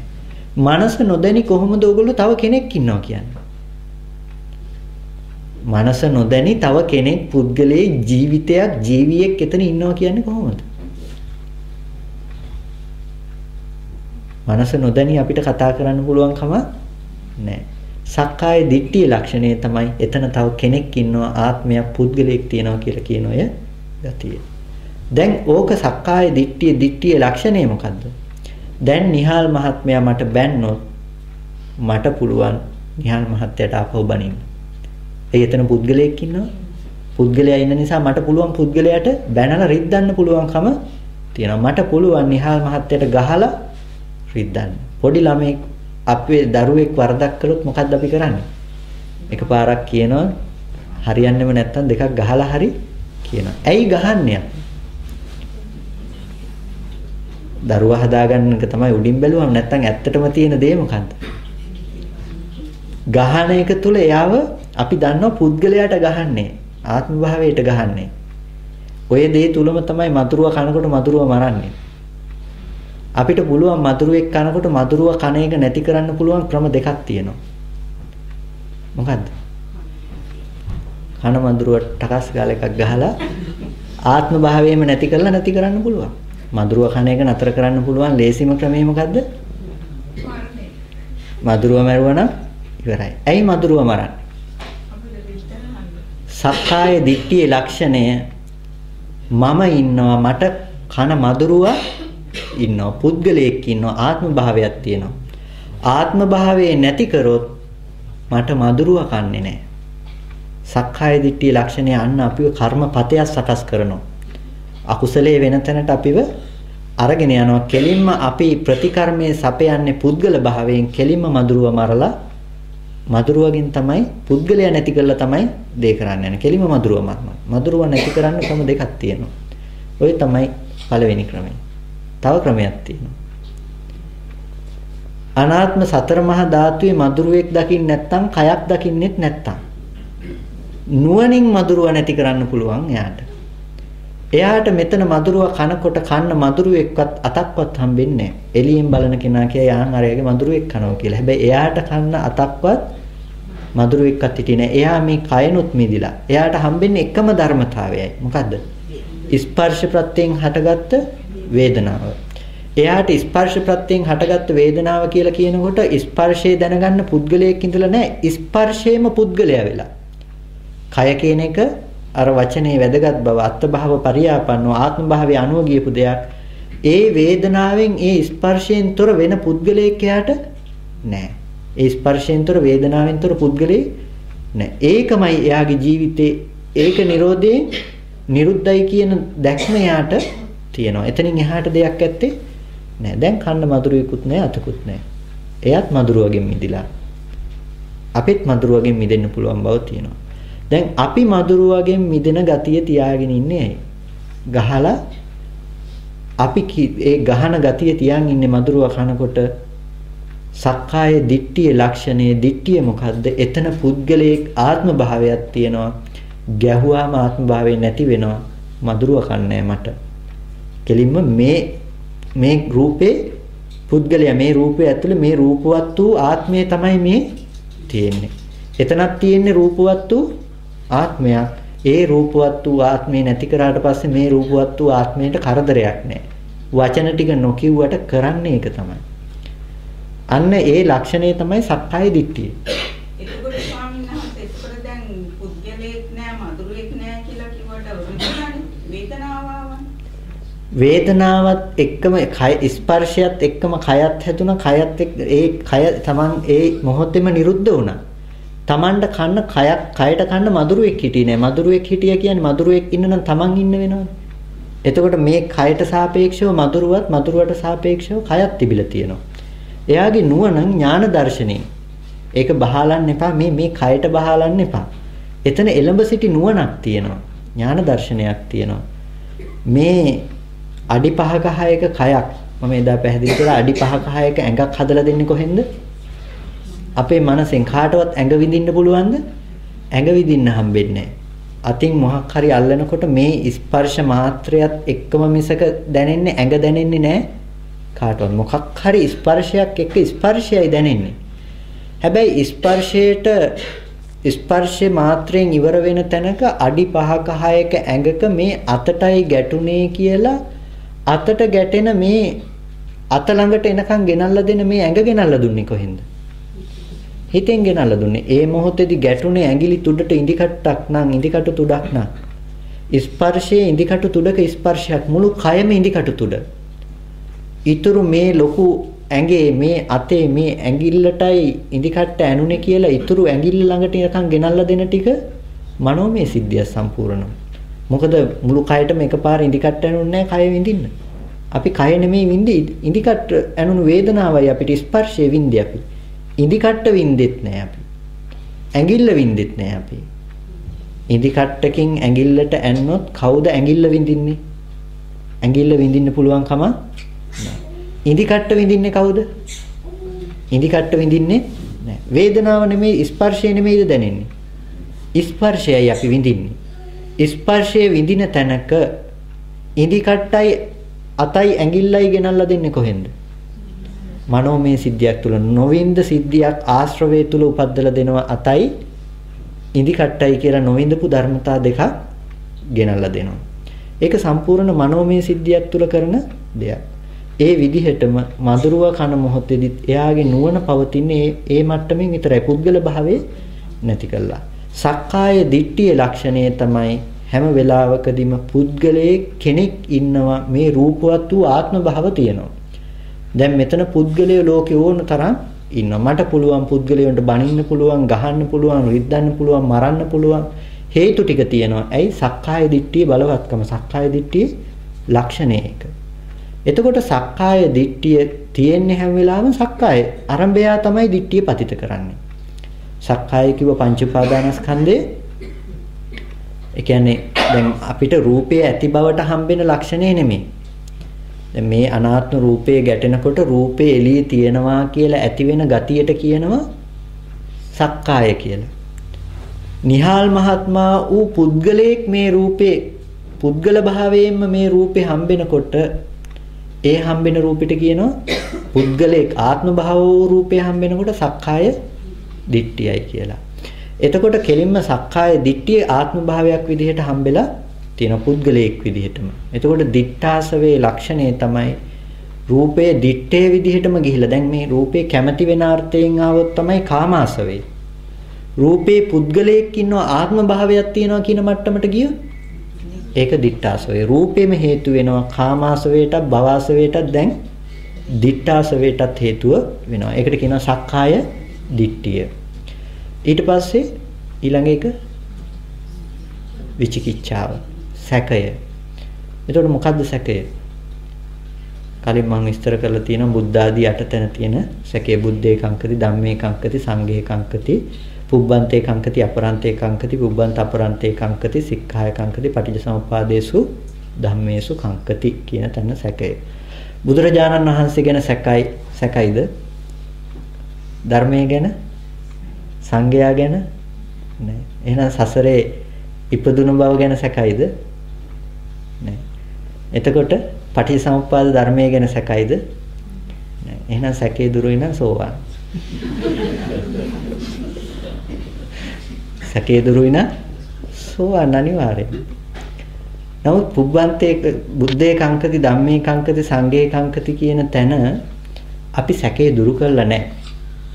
සැකේ දුරු කළා නැහැ කියන්නේ මේ බුදුරජාණන් වහන්සේ ලෝකේ පහළ වුණාද නැද්ද කියන එක ගැන සැකයි කියන එක නෙමෙයි මේ බුද්ධේ කංකති, ධම්මේ කංකති කියලා කියන්නේ. හිතන්න අපි මදුරුවෙක් කනකොට මදුරුව මරනවා කියන මොහොත ගැන. අපි මදුරුව මරන්නේ ඇයි? අපි කිව්ව පුද්ගල භාවයේ දුරු කරන්න. අපිට බුදුරජාණන් වහන්සේ මේ පුද්ගල භාවයක් නැහැ කියලා දේශනා කරපු වචනය ගැන සැක හැර අපි දන්නවා නම් අපි මදුරුව මරයිද? මදුරුව මරන්නේ. මදුරුවගෙන් පරිගන්න මනසක් අපිට එන්නේ නැහැ.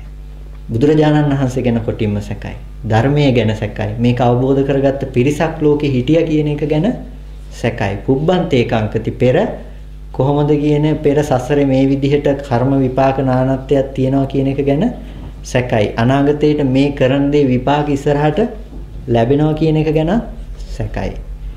ඒ සැකේ නිසා තමයි මරන්නේ. පුබ්බන්ත අපරන්තේ කංකති. ඊට පස්සේ සික්ඛාය කංකති. ශික්ෂාව ගැන කොහොමද සැකයි නේද? පටිච්චසමුප්පාදේසු ධම්මේසු කංකති. පටිච්චසමුප්පාද ධර්මයේ දකිනවා නම් මේ අවිද්‍යාවෙන් කරන මේ කර්මයේ ඊළඟට විපාකයක් හදලා දෙනවමයි කියන බව දකිනවා නම් එයා ඒ ක්‍රියාව කරන්නේ ওই ටික ගැන ඔක්කොම සැකයි මදුරුවෙක් මරනවා කියන තැන. ওই ටික ගැන ඔක්කොම සැකයි බොරුවක් කියනවා කියන තැන. පන්සිල් පද 5 කඩනවා කියන තැන ওই ටික ගැන ඔක්කොම සැකයි කොටින්ම. කියන්නේ අපි සෝවන් නැහැ. ඒ කියන්නේ සෝවන් නැහැ. එතකොට අර විදිහට මතු පිටින් අරගෙන බලලා අපිට කියන්න බෑ සෝවාන් මෙන්න මේකයි දැන් ඔබ සෝවාන් බව කියන ලක්ෂණය දෙන්න පුළුවන් කමක් නැත්තේ නැහැ. සක්කාය දිට්ඨිය තියෙනවා නම් විචිකිච්ඡාව තියෙනවා. විචිකිච්ඡාව කියන එක මේ බුදුරජාණන් වහන්සේ ගැන නෑ මට අවෙච්ඡප්පසාදෝ හෙලවෙන්නේ නැති ශ්‍රද්ධාවකුයි මට තියෙන්නේ කියන තැනකින් එහෙම ගන්න බෑ. ඊට පස්සේ සීලබ්බත පරාමාස. සීලබ්බත පරාමාසය ගැන අපි කතා කළා කෙටියෙන්. සීලබ්බත පරාමාස කියන්නේ සීල වෘතවල එල්ලිලා ඉන්න එක. මේ ශාසනයෙන් බාහිර තවත් සීල වෘතවල නිවන් දකින්න කියලා හිතාගෙන එල්ලිලා ඉන්න එක. එතකොට අපි කතා කළා බුදුරජාණන් වහන්සේ ලෝකෙ පහළ වෙන්න කලිනුත් සීල් තිබුණා. මේ පන්සිල් පද පහම තියෙනවා. දැනුත් මේ පන්සිල් පද පහම තිබුණා. ඒ කාලේ හිටපු අය දැනගෙන හිටිය පාණාතිපාතාව කැඩුනොත් පාණාතිපාතාව සමාදන්. දැන් අපිත් දන්නේ ඒ සිල්පදේ කැඩුනහම ඒ සිල්පදේ සමාදන් වෙන තැනට නම් ඒ සීලෙයි මේ සීලෙයි වෙනසක් තියනවද? නැහැ. ඒ සීලෙයි මේ සීලෙයි දෙකම එකයි. වෙනසක් නැහැ. එතකොට ඒ සීලය සීලබ්බත පරාමාසයි. මොකද ඒගොල්ලෝ නිවන් දකින්න කියලා ඒ සීල සමාදන් වුණේ. අපි ඒ සීල් රකින්නේ නිවන් දකින්න. එතකොට අපේ සීලේ සීලබ්බත පරාමාස වෙලා නැද්ද? ඒගොල්ලෝගේ දර්ශනය අපේ දර්ශනය එකක් වෙනකොට සමානයි. සීලබ්බත පරාමාසයෙන් ස්පර්ශ කරන ලද සීලයක්. මොකද සීලබ්බත පරාමාස නැත්තම් අර විචිකිච්ඡාව වගේ තමයි මේකත් කියන්නේ සීලබ්බත පරාමාස නැත්තම් සෝවන් වෙලා කට්ටිය. ඒක නිසා අපි අද සමාදන් වෙන්න හදන ඔය සීලය සීලබ්බත පරාමාසයෙන් ස්පර්ශ කරනවා සැරින් සැරේට. ඇයි සීලබ්බත පරාමාසයෙන් ස්පර්ශ කරනවා කියලා කියන්නේ? ලේසි නෑ මේ ශාසනීය ක්‍රමයට සිල්ලතෙක් වෙන එක. මේ ශාසනීය ක්‍රමයට සීලය රකින්න එක ලේසි නෑ. මොකද මේ ශාසනයේ සිල්වතා පෙන්වන්නේ සත්‍ය ඥානය ඇති කරගෙන කෘත්‍ය ඥානය වඩලා කෘත්‍යය අවබෝධ කරගන්න කියන. සත්‍ය ඥානය තියෙන කෙනාට සත්‍ය ඥානය කියලා කියන්නේ. දැන් මේක ඊළඟට අපිට ඔක හම්බ වෙනවා. එතකොට සත්‍ය ඥානය කියන්නේ කලින්ම එයා දර්ශනය දන්නවා. දැන් මෙතන ඉඳලා සිටි එකට යන්න ඕනේ දැන් මේ ටවුන් එකට යන්න ඕනේ කියලා තියෙනවා නම් දැන් එයා පාර දැනගෙන ඉන්න ඕනේ. නැත්තම් මම එළියට බැස්ස වගේ වෙනවා. මම පාර දන්නේ නැහැ. මම කොහේ යයිද දන්නේ නැහැ. ඉතින් නමුත් අපිට ටවුන් එකට නොවරදවා යන්න ඕනේ නම් පාර දැනගෙන ඉන්න වෙනවා. මේ හන්දියෙන් මෙහෙම හැරිලා යන්නේ කියලා. එතකොට හැබැයි ඔක්කොටම කලින් මට දැනගෙන ඉන්න වෙනවා දෙයක්. මොකද්ද? මම යන්නේ ඩැන්ඩිනුන් සිටි එකටයි කියලා ඉස්සෙල්ලා දැනගෙන ඉන්න වෙනවා. ඔක්කොටම කලින්. ඩැන්ඩිනුන් සිටි එක ගැන යන තැන දැනගෙන තමයි යන තැනට පාර හොයාගන්න වෙන්නේ. ඊට පස්සේ දෙවෙනි අදියර. යන තැන ඩැන්ඩිනුන් සිටි එකයි එතෙන්ට යන්නේ කොහොමද කියලා පාර හොයාගන්න වෙන්නේ. යන තැන දන්නේ නැතුව පාර හොයනවනම් ඒක හරියන්නේ නැහැ. ඒක නිසා තමයි කියන්නේ නිවන් දැකලා ඕනේ නිවන හොයන්න. නිවන දැකලා ඕනේ නිවන හොයන්න. ඇයි එක තෙරුන් වහන්සේ නම මම ඉදා කරන්න අපු සූත්‍රේ මට මතක නෑ කොහොම නම් ගන්න ටික. කේමක තෙරුන් වහන්සේ දාසක තෙරුන් වහන්සේ. කේමක තෙරුන් වහන්සේ වගේ මට මතක මේ බොහොම අසනීපෙන් ගිලන්ව ඉන්නවා. ගිලන්ව ඉන්න වෙලාවේදී මේ කේමක තෙරුන් වහන්සේ දාසක තෙරුන් වහන්සේ එතෙන්ට ආවහම කියනවා මේ අහන්න ඉස්තවිර භික්ෂුන් වහන්සේලාට කියන්න ගිහිල්ලා මම බොහොම අමාරුයි මට සනීප නැහැ කියලා. එහෙම කිව්වහම ඉස්තවිර භික්ෂුන් වහන්සේලා ළඟට ගිහිල්ලා දාසක හාමුදුරු කියනවා කේමක තෙරුන් වහන්සේට බොහොම අසනීපයි අමාරුවෙන් ඉන්නේ කියලා. ඊට පස්සේ ඉස්තවිර භික්ෂුන් වහන්සේලා පණිවිඩයක් එවනවා මොනවා හරි සැක සංකාතයන් තියනවාද සීලයෙන් හරි උපවාද කරනවාද මොනවා හරි ඒබඳු තැන් තියනවාද කියලා. ඒ ඇහුවාම ඒබඳු තැනක් නම් මට නැහැ කියලා පිළිතුරු දෙනවා. අපහු පණිවිඩේ පෙරලලා යවනවා. ඊට පස්සේ කියනවා මේ පංච උපාදානස්කන්ධය ගැන මේ විදිහට සත්‍යයක් නොවේ පුද්ගලයෙක් නොවේ කියන එළඹ සිට මේ විදිහේ දර්ශනයක් මට තියෙනවා කියලා මේ කේමක තෙරුන් වහන්සේ පණිවිඩේ යවනවා ස්තවිර භික්ෂුන් වහන්සේලාට. ස්තවිර හාමුදුරුවෝ කියනවා එහෙනම් ඔබ වහන්සේ මේ කෙටියෙන් කියන්නේ රහතුන් වහන්සේලා අතරින් ක්ෂීණාශ්‍රවයන් අතරින් එක්තරා කෙනෙක් කියලා. ඊට පස්සේ ඒ පණිවිඩය කියලා විස්තර කරනකොට ආපහු කේමක තෙරුන් වහන්සේ බලනවා දැන් දාසක හාමුදුරු පණිවිඩය අරගෙන හෙට යනවා මෙහෙට යනවා ඉවරයක් නැහැනේ. අසනීප තිබ්බක් කවන්නේ ස්තවිර හාමුදුරු එන්නේ නැත්තම් මම යනවා ස්තවිර හාමුදුරු ළඟට කියලා බොහොම අමාරුවෙන් නැගිටලා යනවා ස්තවිර හාමුදුරු ඉන්න තැනට. ගිහිල්ලා සාකච්ඡා කරනවා. සාකච්ඡා කරනකොට ඔබ වහන්සේ ක්ෂීණාශ්‍රවයන් අතරින් එහෙනම් එක්තරා කෙනෙක් පංච උපාදානස්කන්ධේ පුද්ගලයෙක් ඉන්නව නෙමෙයි සත්‍යයක් නෙමෙයි කියලා දකිනවනේ. කියනකොට නෑ මම ක්ෂීණාශ්‍රවත් නෙමෙයි කියනවා. මම ආශ්‍රයක්ෂය කරලා නෑ මම රහත් වෙලා නෑ කියනවා. කියලා ඔය කාරණාව පැහැදිලි කරනවා. ඒකෙන් තියෙන්නේ ඒ වෙලාවෙදිම ඒ කාරණාව සූත්‍රයේ විස්තර කරලා ඉවර වෙනකොටම ආශ්‍රයක්ෂය කරලා අරිහත්ත්වයටපත් වෙනවා. නමුත් ඒ වෙනකම් පංච උපාදානස්කන්ධයේ උදේවැය හොඳ ආකාරවම දකින මට්ටමක ඉඳලා ආශ්‍රයක්ෂය කරලා තිබුණේ නැහැ. ඇයි? ඒක තමයි කියන්නේ නිවන් දැකලා ඕනේ නිවන් දකින්න යන්න කියලා. ඒ කියන්නේ නිවන ගැන ඩැන්ඩිනුන් සිටි එක ගැන දන්නේ නැතුව කොහොමද යන්නේ? දැක්ක කෙනෙක් ඕනේ, දන්න කෙනෙක් ඕනේ, මාර්ගයේ දැනගත්ත කෙනෙක් ඕනේ, තන දැනගත්ත කෙනෙක් ඕනේ යන්න. ඒක නිසා තමයි සත්‍ය ඥානය කියන එක පැනෙන්නේ. මේ දේ දැනගෙන මේ දේ අවබෝධ කරගෙන දැන් යන්න එතෙන්ට. දැනගත්තට පස්සේ තමයි එතෙන්ට ගැලපෙන මාර්ගය සකස් කරගන්න වෙන්නේ. එතකොට දැන් ඒ තැන දැනගෙන සත්‍ය ඥානය ඇති කෙනා තමයි කෘත්‍ය ඥානයට බහින්නේ. කෘත්‍ය ඥානය හම්බෙන්නේ මොකද්ද? අපි දක්ව සීල සමාධි ප්‍රඥා. සත්‍ය ඥානයේදී සමාධිට කලින් ප්‍රඥා සීල සමාධි. සත්‍ය ඥානය හම්බෙන්නේ ප්‍රඥා සීල සමාධි, කෘත්‍ය ඥානයට බහිනකොටම හම්බෙන්නේ සීල සමාධි ප්‍රඥා. දැන් එයාගේ සීලය ප්‍රඥාවෙන් යුක්තයි. එයා සිල්වතෙක් වෙන්න හදන්නේ පුද්ගල භාවයේ නැති කරගන්න. අද සිල්වත් කෙනෙකුට හම්බෙනවා නම් මම සෑහෙන සිල්වත්, අනිත් අය දුස්සීලයි කියලා හිතෙනවා නම්, මම සීලෙන් සෑහෙන උසස්, අනිත් අය සිල්වත් නෑ මම තරම් කියලා හිතෙනවා නම්, නැත්තම් සීලයෙන් තමා සිල්වතෙක් කොට දකිනවා නම්, සීලෙන් තමන් සිල්වත් කියලා දකිනවා නම්, සිල්වත් පුද්ගලයෙක් හම්බෙනවා නම්, හම්බෙන තැනක තියෙන්නේ මොකක්ද? සීලබ්බත පරාමාසය. පුද්ගල භාවයේ දුරු කරගන්න පනවපු සීලය පුද්ගල භාවයේ ඇති කරගන්න පැත්තට තමයි ගිහිලා තියෙන්නේ. ඩැන්ඩිනොන් සිටි එක තියෙන පැත්තට ඩැන්ඩිනොන් සිටි එක කියලා හිතාගෙන වෙන පාරක තමයි ගිහිල්ලා තියෙන්නේ. ඒකෙන් ලැබෙන්නේ නෑ. දැන් එයා ඒ යන මාර්ගයේ වැරදි කියන්න සුදුසු නැද්ද? ඩැන්ඩිනොන් සිටි එකට සම්පූර්ණ ප්‍රතිවිරුද්ධ දිශාවකට වෙන පැත්තක පාරකට යනකොට එයා යන පාර වැරදි කියන්න වෙන්නේ නැද්ද? ඒක වැරදි. ඒක සීලබ්බත පරාමාසයක්. අපි නිවන පැත්තක තියෙනකොට පුද්ගල භාවයේ දුරු කරගන්න පෙන්නපු නිවන පැත්තකින් තියෙනකොට ඒ පෙන්නපු සීලෙම අරගෙන පුද්ගල භාවය ඇති කරගන්න ගිහිල්ලා නම් ඇති කරගන්න එක වැරදි නැද්ද? වැරදි. ඒ කියන්නේ ස්වාමීන් වහන්සේ එතකොට මම සිල්වත්. මම සිල්වතෙක් කොට දකින්න එපා.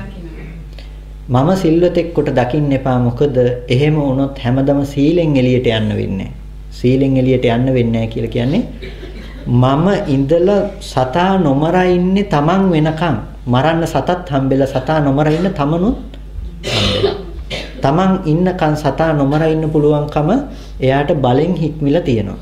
හැබැයි සතා ඉන්නකන් එයා ළඟ හේතුව තියෙනවා. ඉස්සරහට මේ සතා මරලා දාන්න හේතුව එයා ළඟ තුරු නැතුවම තියෙනවා. ඉස්සරහට පුළුවන් එයා ඕන වෙලාවක ඒ සතා මරන්න. අද කරුණාව නිසා හික්මෙන්න පුළුවන්කම තියෙනවා. ඒකයි එදා මතක් කළේ අපි ඇස්සේ තාම දේවදත්ත හාමුදුරු කෙනෙක් ජීවත් වෙනවා. බුදුහාමුදුරන්ට ගල් පෙරලන්න පුළුවන් කෙනෙක් අපි හැමෝගෙම ඇතුලේ ඉන්නවා. ඒකයි මේකේ භයානකකම.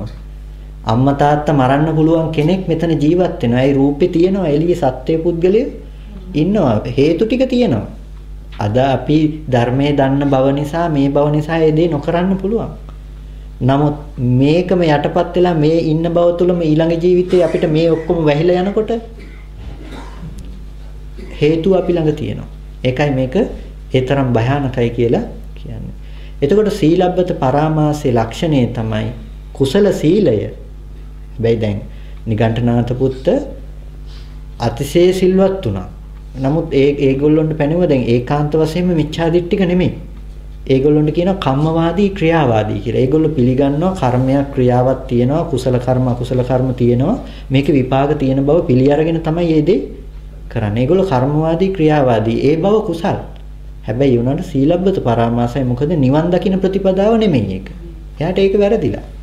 ඒ වගේ අපි රකින්න සීලයත් සීලබ්බත පරාමාසද කියන එක ගැන හොඳට බලන්න ඕන. සීලබ්බත පරාමාස වුණොත් අපි රකින්න සීලය අන්න එතකොට ඒක නිවනෙන් ගොඩක් පරිබාහිරව. සෝවාන් ආර්යයන් වහන්සේ කවදාවත් සීලබ්බත පරාමාස වෙන්නේ නැහැ. පුද්ගල භාවයේ රැක ගන්න සිල්වත් වෙන්නේ නැහැ. සිල්වතෙක් මම සිල්වතෙක් කොට අනුන් පහත් කරන්න යන මට්ටමක් නැහැ. මොකද සීලය දකින්න හැම වෙලේම උත්සාහවත් වෙන්නේ සතා නොමර ඉන්න නෙමෙයි. සතෙක් හම්බෙන්නේ නැති තැනට මාර්ගය වඩන්න. පංච උපාදානස්කන්ධය උදේවැය වඩන තැනින් යා සිල්වත් වෙන්නේ. වෙනත් තැනකින් නෙමෙයි. ඒකයි මේ ශාසනයේ තියෙන සිල්වතාගේ ලක්ෂණය. පංච උපාදානස්කන්ධේ උදේවැය වඩන තැනින් සිල්වතෙක් කෙනෙක්. එයා ස්වභාවයෙන්ම සිල්වත් වෙනවා. අන්න ඒකට කියනවා සීලබ්බත පරාමාසයෙන් මිදිලා සිල්වත් වෙනවා කියන එක. දැන් සීලබ්බත පරාමාසය පැහැදිලිද?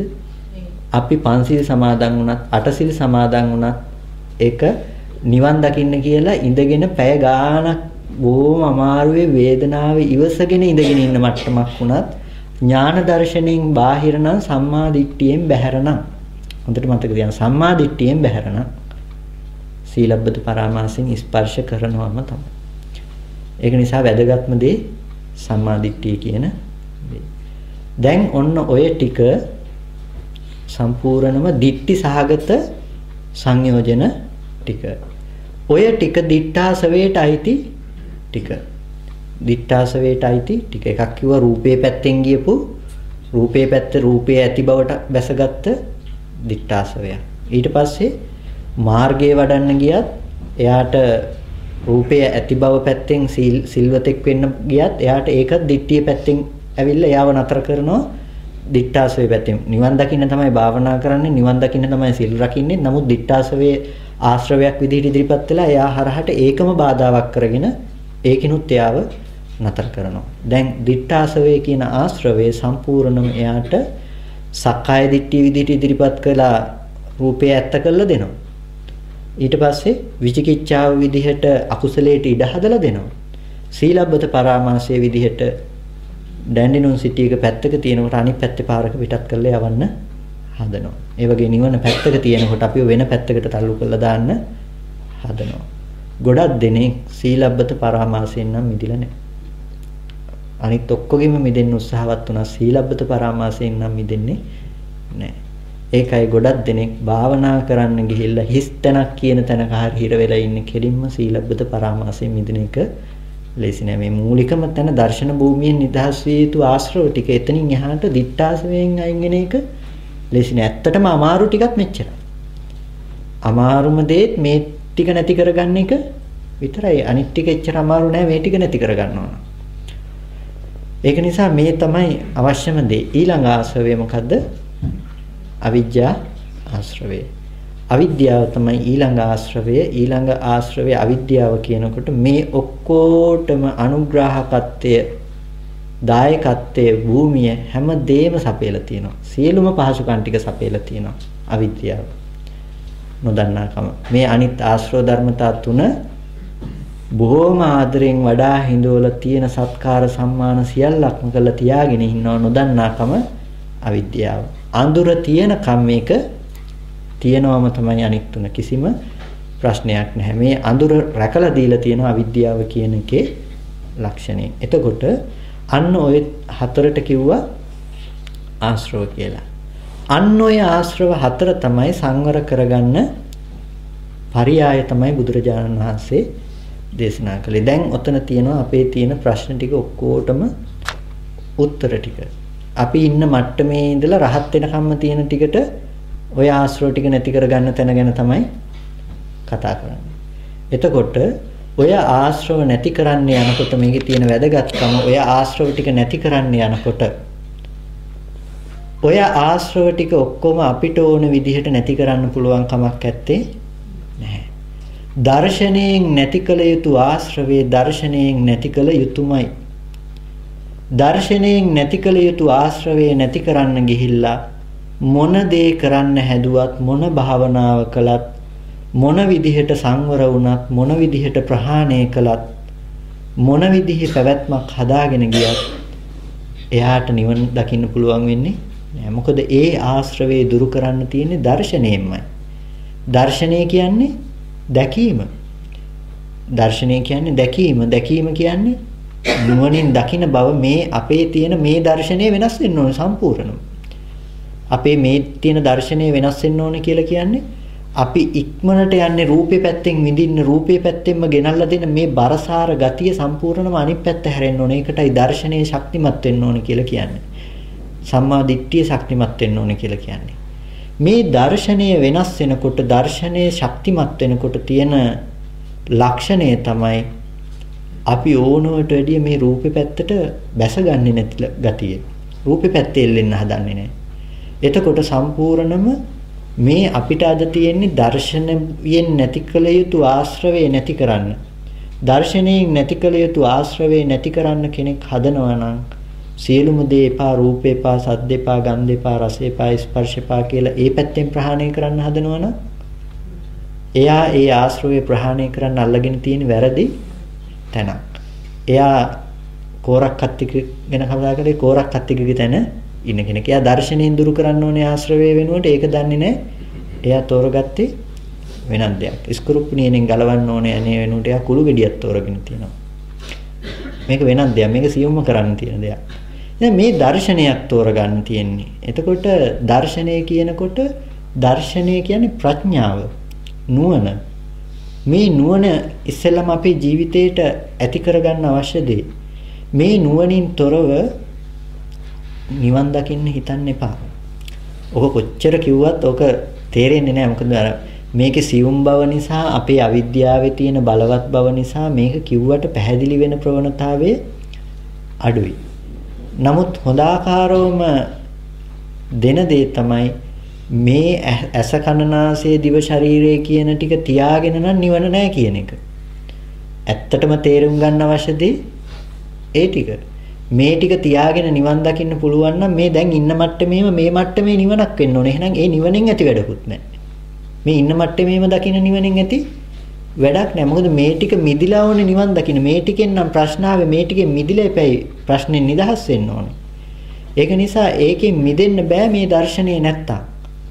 නිවන් දකින්න කියලා කෙනෙක් පනවනවා නම් මේ දර්ශනයෙන් එහා ගියපු දෙයක්.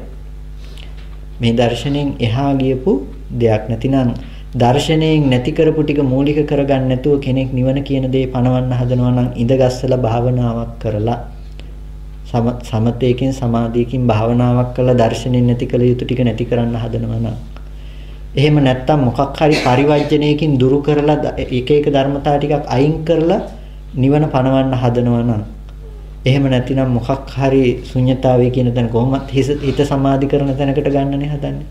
අතහැරලා සරලින් ජීවත් වෙන්න කියන තැනකින් මේ ජීවිතේ බොහොම සරලව මේ සැහැල්ලුවෙන් ජීවත් වෙන්න ලොකු දේවල් හැටියට මේ අරගන්න නැතුව මේ ජීවිතේ සැහැල්ලු බව ඇති කරලා දෙන්න හරි උත්සාහවත් වෙනවා නම් ඒක මේ ප්‍රශ්නෙට උත්තරේ නෙමෙයි. රූපේ තියෙනකන් දුක එනවා නම් රූප නිරෝධ කළාමයි දුක නැති කරගන්න වෙන්නේ. රූප ඇති බව නිසාම නම් දුක ආවේ. රූප නිරෝධය සාක්ෂාත් කරන්න නැතුව හිතන්න එපා දුකෙන් නම් කිසිදු කලෙක නිදහස් වෙන්න පුළුවන් වෙයි කියලා. ඒකෙන් කියන්නේ මේ රූපේ නැති කරන්න කියලා නෙමෙයි මේ නුවණ ඇති කරගන්න ඕන කියන එක. ඉතින් අපිට කාල වේලාව නම් ඉවරයි. මම හිතනවා මේකෙදී මේ සූත්‍රයට ප්‍රවේශයක් ගත්ත විතරයි පළවෙනි එක ආශ්‍රව ධර්මතා ටික විස්තර කරලා අපි ඊළඟ දවසේදී සූත්‍රයට අදාළ අනික් කාරණා ටික හිමින් සාකච්ඡා කරමු.